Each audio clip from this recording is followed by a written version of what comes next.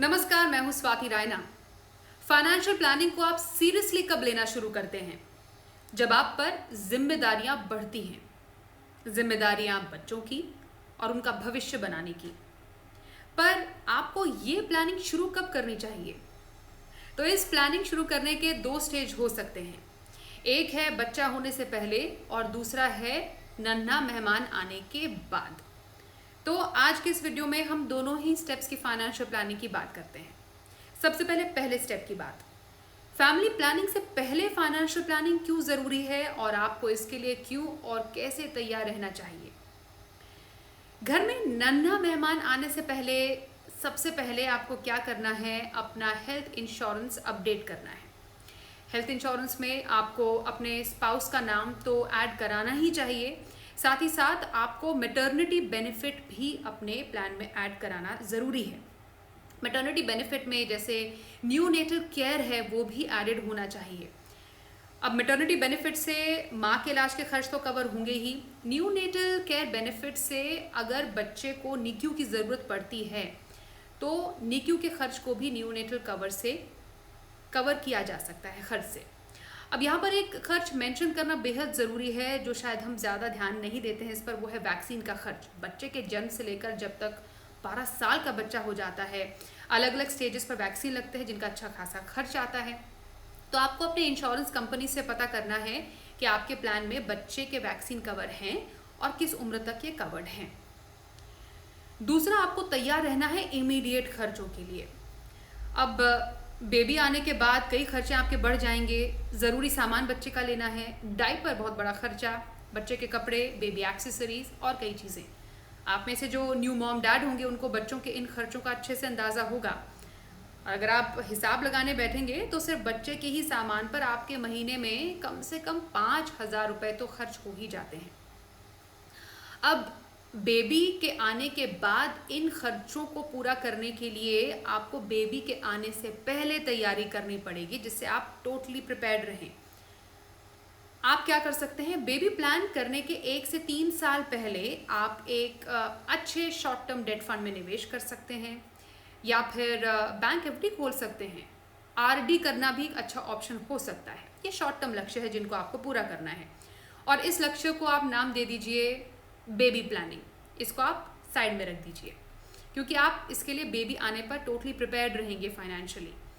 फिर दूसरा स्टेज आ जाता है बेबी के आने पर। यहीं से आपके शॉर्ट टर्म, मीडियम टर्म और लॉन्ग टर्म प्लानिंग की भी शुरुआत हो जाती है। बेबी के आने के बाद शॉर्ट टर्म प्लानिंग में क्या क्या शामिल है, बच्चे का play school, pre school, nursery admission के खर्चों के लिए आपको तैयार रहना है, उसके लिए तैयारी करनी है, सेव करना है। ये लक्ष्य 5 साल के होते हैं बच्चे के पैदा होने से। इसमें बेस्ट ऑप्शन रहता है डेट में निवेश करना। हाँ, यहाँ पर आपके लक्ष्य में एक बड़ा घर या फिर बड़ी गाड़ी या फिर नई गाड़ी भी शामिल हो सकती है। बस एक बात ध्यान में रखने लायक ये है कि घर हो गया या फिर गाड़ी होगी, ये आपके लिए मैंडेटरी लक्ष्य नहीं है, पर बच्चे का स्कूल ज़रूरी लक्ष्यों में शामिल है।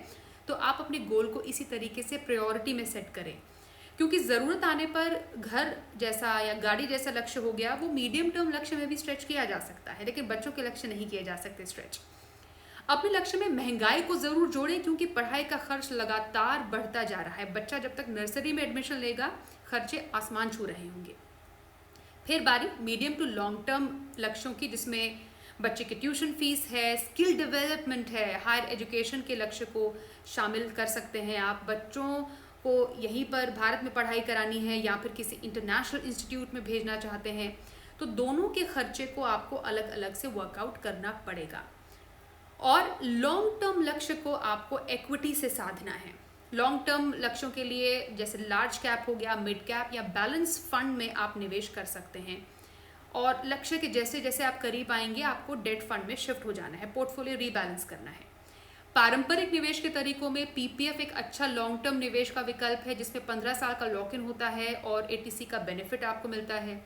अगर आपकी एक बिटिया है तो 10 साल होने तक आप सुकन्या समृद्धि में उसका अकाउंट खोल सकते हैं और अकाउंट खोलने से 21 साल तक आप इसमें लॉक इन पीरियड होता है। 18 साल पर प्री मैच्योर विड्रॉल का भी आपके लिए इसमें ऑप्शन है।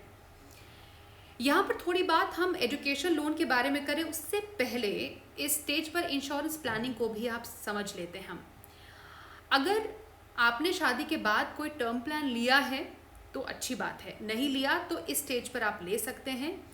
कितना टर्म प्लान सही है? सालाना आय का लगभग 10 से 15 गुना टर्म प्लान आप खरीद लें और हेल्थ प्लान को आपको बढ़ाना है। इसमें बच्चे का नाम भी आप ऐड करा दें। फिर हायर एजुकेशन को फंड करने के लिए अब हम एजुकेशन लोन की बात करते हैं, जो एक अच्छा विकल्प है। खर्चे लगातार बढ़ते जा रहे हैं पढ़ाई के। इसमें क्या क्या शामिल है? कोर्स की बेसिक फीस, कॉलेज के दूसरे खर्च भी इसमें कवर्ड होते हैं। जो लोन का बोरोवर, मेन बोरोवर छात्र होता है, लोन को छात्र ही चुकाता है, और जो रीपेमेंट है आप कोर्स खत्म होने के 1 साल बाद या फिर नौकरी मिलने के 6 महीने के बाद से भी शुरू कर सकते हैं। सबसे अच्छा बेनिफिट इसका ये है कि लोन के ब्याज पर आप सेक्शन 80E के तहत छूट भी पा सकते हैं, और ये फ़ायदा क्लेम शुरू करने के 8 साल तक आपको मिलता है। कई जो बैंक्स होते हैं लोन की ज़रूरत के हिसाब से 100% तक भी फाइनेंस करते हैं। बैंक टू बैंक डिपेंड करता है, और अलग अलग बैंकों में जो ब्याज दर है एजुकेशन लोन की 8 से 10% के बीच है, वो आप आसानी से ऑनलाइन चेक कर सकते हैं। फिर ऐसा स्टेज आता है जब बच्चे की नौकरी लग जाती है, बच्चे सेल्फ सफिशिएंट हो जाते हैं, अपनी फाइनेंशियल प्लानिंग खुद से करने लगते हैं। तो यहाँ एज पेरेंट्स आपको क्या करना है? रिलैक्स हो जाइए और उम्र के हर पड़ाव पर बच्चे को अहमियत समझाइए पैसे की। ये कंप्लीट साइकिल है जो हमारे माता पिता से शुरू होकर हम तक पहुंचा, फिर हमारे बच्चे और आगे उनके बच्चों तक जाएगा।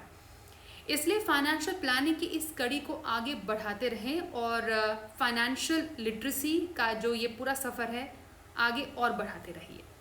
अपना बहुत ख्याल रखिएगा। नमस्कार।